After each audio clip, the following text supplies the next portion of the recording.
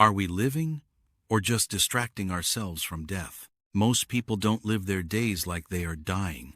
They live their days like death is a rumor that happens to other people, somewhere far away, at an undefined time in the future. Not because they are stupid, because the human mind cannot function while staring directly at the end. If you felt, in your nervous system, the full weight of mortality every morning, you would struggle to get dressed. You would struggle to work. You would struggle to laugh. So the mind does what it has always done. It makes a deal. It pushes death to the edge of awareness and builds a life in front of it. That's where the question becomes uncomfortable. Are we actually living, or are we just creating layers of distraction to avoid the one truth we cannot change? Distraction sounds shallow, like laziness, like meaningless entertainment. But the deeper meaning of distraction is not wasting time, it is turning away.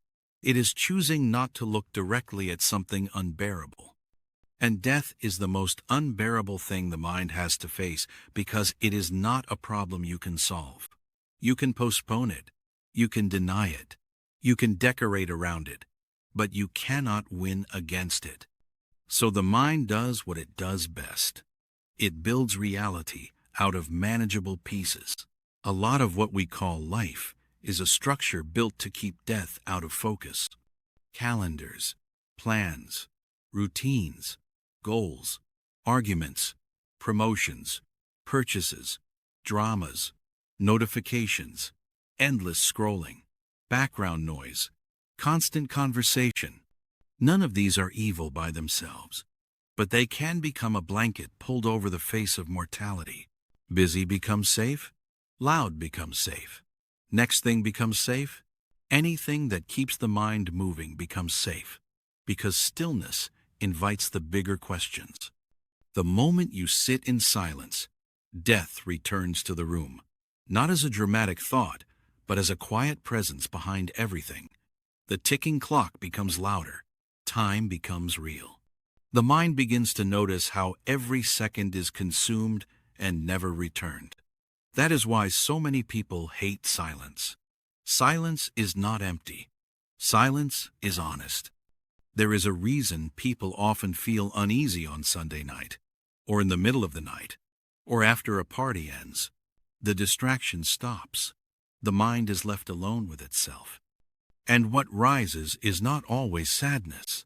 Often, it is a sensation of meaninglessness, like the entire life built around daily tasks suddenly feels thin. That feeling is not the truth of existence, but it is the mind realizing it has been running. Humans are the only animals we know of that can imagine the future far enough to picture the end of the self. That ability is powerful, but it comes with a cost. Awareness of death creates existential pressure. It can create anxiety, panic, depression, and a desperate need to feel that life matters. And because the mind craves meaning, it will attach meaning to anything that offers relief.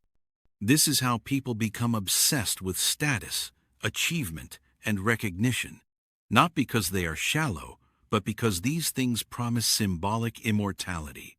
If I matter, I leave a mark. If I am remembered, I continue. If I build something, I outlast myself. Even raising children can become part of this longing, not in a selfish way, but in a deeply human way. Something of me will remain after I am gone. The mind reaches for permanence in a world that guarantees impermanence. And then there is pleasure. Pleasure is not just enjoyment. It is a shield. It pulls consciousness back into the body and away from the abyss. Food, sex, entertainment, novelty, intoxication, dopamine loops. These are not just habits. They are tiny moments where the mind says, forget the ending. Be here now. The problem is that this can become addictive because the relief is real. If your life feels empty, distraction feels like oxygen. But here's the deeper twist. Distraction is not always a failure to live. Sometimes, distraction is what makes living possible. There is a reason the mind compartmentalizes. There is a reason we can laugh at a joke the same week someone dies. The mind has to keep functioning. It has to keep you moving. So it creates normality. It creates focus. It creates tasks. This is not weakness. It is survival. The question becomes sharper when we ask what living actually means. If living means simply filling time with activity until time runs out, then yes, much of life is distraction. People chase comfort, avoid pain, avoid silence, avoid reflection, and then are shocked when years disappear. They call it being busy, but often it is being asleep while awake, doing everything except meeting their own life. But if living means engaging with reality, including the reality of death, then the existence of death doesn't have to turn life into a tragedy. It can turn life into something precious. Mortality is what gives weight to moments. If you lived forever, nothing would matter. You could delay every dream indefinitely. You could postpone love, courage, and honesty forever. The fact that life ends is what makes choosing meaningful. This is why some people become more alive after being confronted with death, after losing someone, after a diagnosis, after a near miss. Suddenly the distractions fall away. The small dramas lose their power. The mind stops negotiating and begins to ask, what do I actually want to do with the time that remains? Death can either be a shadow you run from or a boundary that gives your life shape. The mind often prefers distraction because living fully is demanding. Living fully requires feeling. It requires risking rejection, failure, and loss. It requires deciding what matters and letting go of what doesn't. Distraction is easier because it asks nothing of you but your attention. Living asks for your presence, and presence can be painful when you have avoided yourself for years. There is also a darker truth. People don't only distract themselves from death, they distract themselves from their own life, from the gap between who they are and who they want to be, from their loneliness, from their anger, from the fact that certain choices were never made, and time is running. Death is the final fear, but it is not the only one.